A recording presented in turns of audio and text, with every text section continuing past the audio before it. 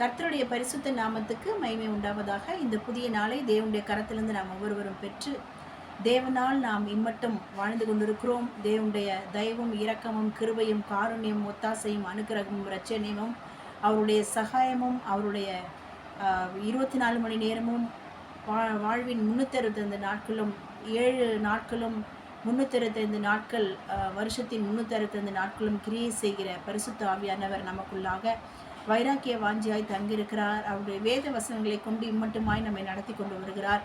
ஆகவே எக்காலத்திலும் நம்மை நடத்துகிற தேவன், சதா காலமும் அவர் நம்மை நடத்துகிறவராய், எல்லா காலங்களிலும் அவர் நம்மை நீர்ப்பாய்ச்சலான தோட்டம் வற்றாத நீரூற்றை போல வாழ வைக்கும்படியாய் இம்மட்டும் நடத்துகிற சர்வ வல்லமையுள்ள தேவனாலே நாம் தொடர்ந்து முற்றும் செய்துள்ளோம்.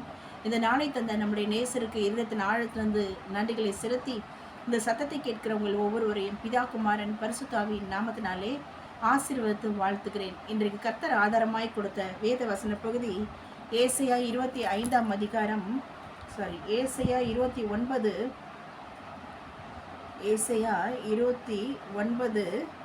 16 சொல்கிறது. ஏசாயா 29:16 சொல்கிறது, அவரால் செய்ய முடியாத அதிசயமான காரியம் ஒன்றுமில்லை.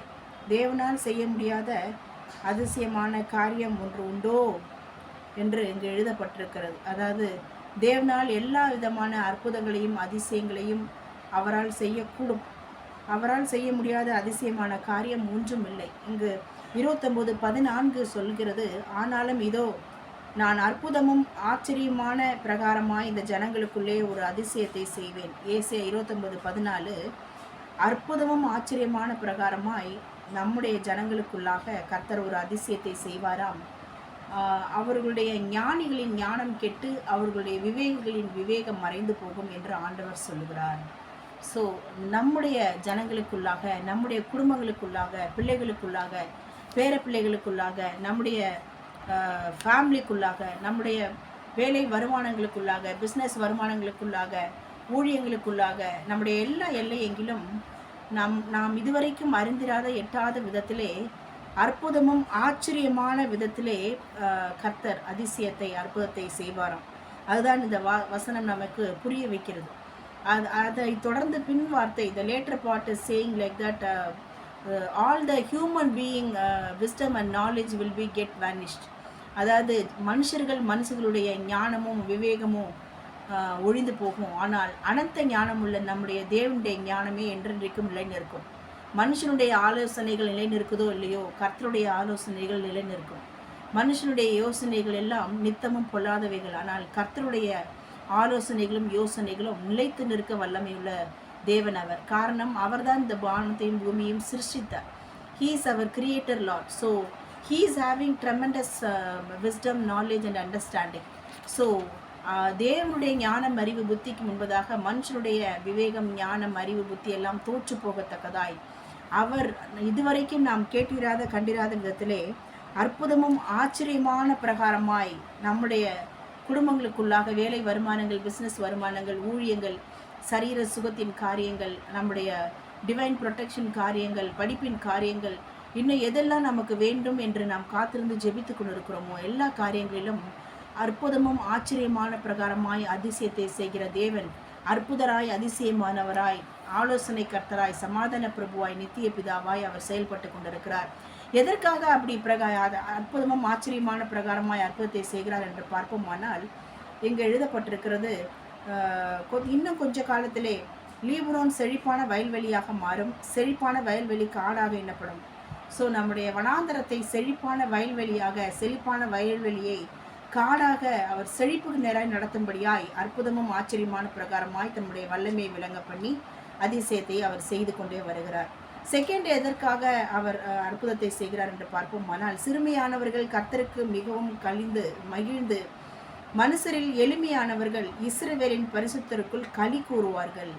அப்போ மகிழ வேண்டும், களி கூற வேண்டும். நம்மை சிறுமியும் எளிமையுமான நம்முடைய குடும்ப அங்கத்தினர்களை, என்னுடைய குடும்ப அங்கத்தினர்களை கர்த்தர் மகிழ்விக்கும்படியாய், களி கூறச் செய்யும்படியாய், கர்த்தர் எளிமையும் சிறுமையுமானவர்களுடைய குடும்பத்திலே பரிசுத்தராகிய கர்த்தர் நம்மை மகிழ பண்ணி களி கூற பண்ணும்படியாய் அவர் இதுவரைக்கும் நம்முடைய குடும்பங்களிலே நடந்திராத கேட்டிராத ஆச்சரியமும் அற்புதமான பிரகாரமாய் அற்புதங்களை அதிசயங்களை அவர் செய்கிறவராய் தம்முடைய வல்லமையை வெளிப்படுத்தி கொண்டிருக்கிறார்.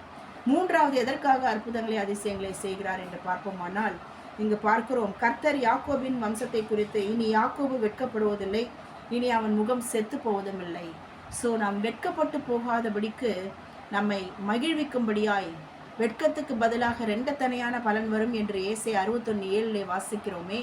ஸோ டபுள் ஃபோல்டு பிளெஸ்ஸிங்ஸை நம்ம பெற்று அனுபவிக்கும்படியாய் கர்த்தர் இதுவரைக்கும் கண்டிராத கேட்டிராத அற்புதமும் ஆச்சரியமான பிரகாரமாய் கர்த்தர் அதிசயத்தை செய்யும்படியாய் செயல்பட்டு கொண்டிருக்கிறார். ஸோ அல்டிமேட் ரிசல்ட்டை பார்ப்போமானால், his name has to be glorified in all his miraculous things, whatever he's keep on revealing through his reviving power, through his amazing power. ஸோ அவருடைய வல்லமையை நாம் உணர்ந்து அறிந்து அதை ருசிக்கும்படியாய், taste and see that the Lord is good என்று சொல்லுவார்களே, அந்த வசனம் நம்முடைய வாழ்வில் நிறைவேறும்படியாய் சகல பிரஸ்தாபத்தை பார்க்கலும் வார்த்தையை பிரஸ்தாபம் பண்ணி மகிமைப்படுத்தியிருக்கிற தேவன், அவர் எல்லாவற்றுக்கும் புகழ்ச்சிக்கும் கீர்த்திக்கும் காரணம் கர்த்தராய் செயல்பட்டு கொண்டிருக்கிறவர்.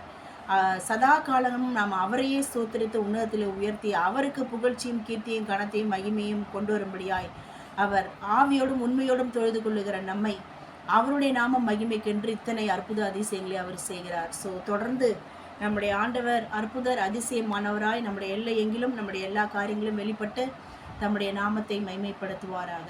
So we will be rejoicing in all the miraculous things whatever the Lord is keep on doing in all our areas. So we, along with our Christ and all our family members, I mean descendants and all our relatives, all the family members joining together and rejoice and give thanks to our Lord above all. That's the purpose our Lord is keep on revealing his amazing power. That's all. God bless you all. Amen.